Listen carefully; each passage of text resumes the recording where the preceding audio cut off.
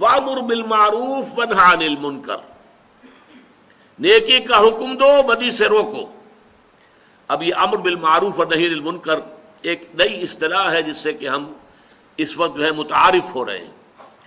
سورۃ العصر میں کیا آیا تھا؟ وَتَوَاصَوْا بِالْحَقِّ، إِلَّا الَّذِينَ آمَنُوا وَعَمِلُوا الصَّالِحَاتِ کے بعد وَتَوَاصَوْا بِالْحَقِّ، وہ حق کی باہم ایک دوسرے کو وصیت کریں، تاکید کریں، حق کا بول بالا کریں، حق کی پرچار کریں، حق کو عام کریں، حق کو پھیلائیں۔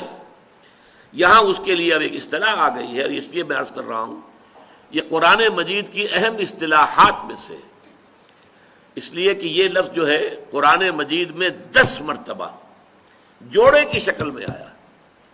یہ جوڑا ہے، امر بالمعروف نہی عن المنکر، یہ دونوں ساتھ جڑے ہوئے۔